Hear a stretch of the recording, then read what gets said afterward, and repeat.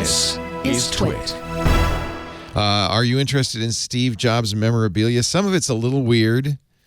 Some of it feels a little snoopy. This is from It's not his license plate, that's for sure. Yeah. There was none. If anybody offers you a Steve Jobs license plate, just walk away. Yes. rrauction.com. All sorts of fun stuff here. Here's a bunch of Doug Engelbart stuff. Vannevar Bush's As We May Think in the Atlantic. Here is a Pong Home Edition prototype from Alan Alcorn. Wow. Now they got me. I guess here's the Steve Jobs stuff. The Steve Jobs. Oh, it's part of a whole category.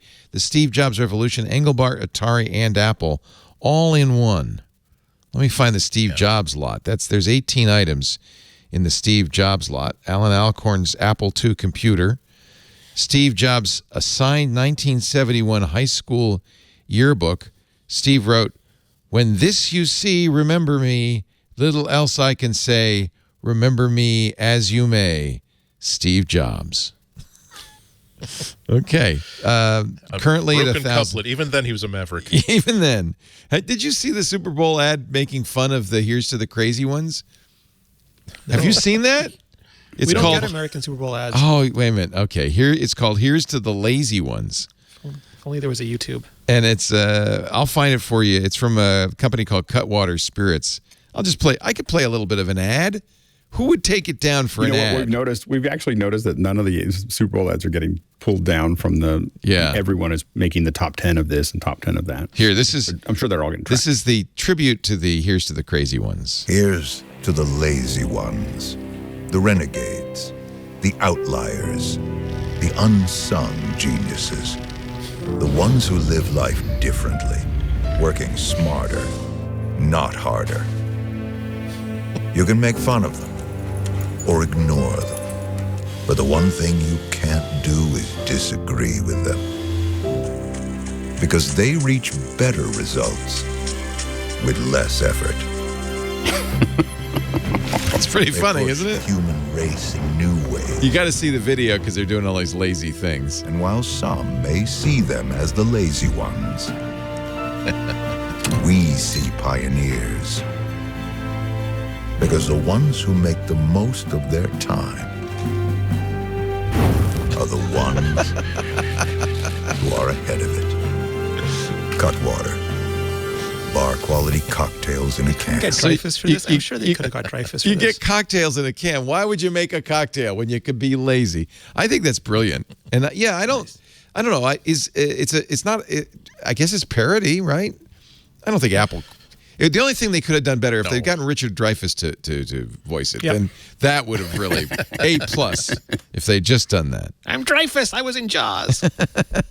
Here's photos of Steve Jobs, candid photos as a college freshman, of course with a big watermark. I don't know if I'd spend money on that. Minimum bid $200 though. You could have these. Apple computer check signed by Woz and Jobs for $3,430 to Curif Electronics. I think this was to buy parts from the Apple computing company. I think about this in relationship to NFTs. When people say, well, how can you give an NFT a bunch of money? Well, this is a piece of paper that we're trying to sell for $30,000. Yeah, with an NFT, you, by the way, have the knowledge that the provenance is genuine, I guess. Cleo Abrams has a brilliant video today on why art is valuable because of, Sotheby's says art is valuable because of the certificate, and NFTs say the Bored Ape is valuable because of the blockchain. Yeah, and I'm not a big NFT fan. And incidentally, one of the big NFT houses had to shut down because of the counterfeits. So there goes your provenance whole thing. Here's Steve Jobs' Atari application. By the way, this one includes an NFT.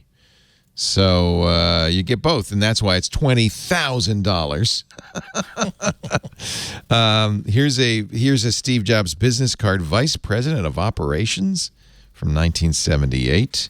Here's another business card from 1983, Chairman Board of Directors. A 30th birthday celebration table card. Somebody's really saved a lot of crap. For the first 30 years of life, you make your habits. For the last 30 years of life, your habits make you.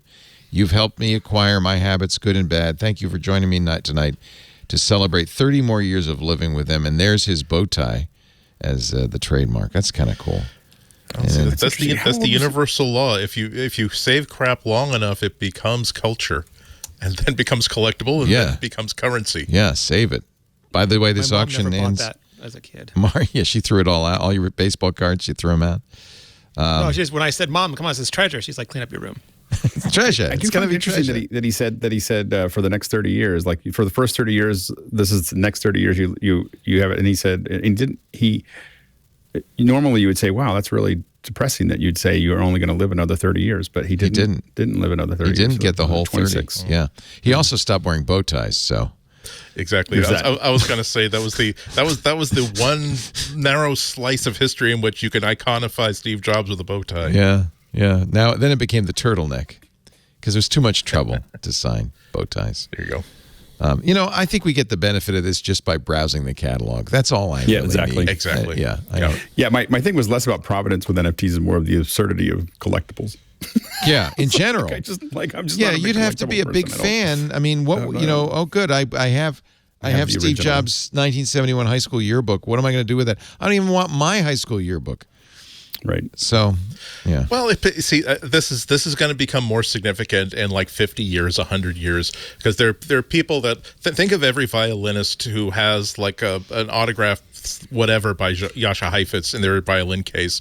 It's like when you have something in your possession that you know was held in their hands of somebody that you admire and look up to and is a model for a lot of your life decisions. That's some powerful mojo.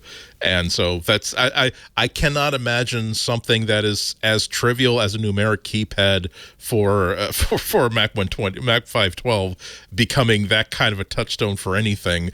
But there's some stuff that people are going to kind of enjoy having in about 100 years from now.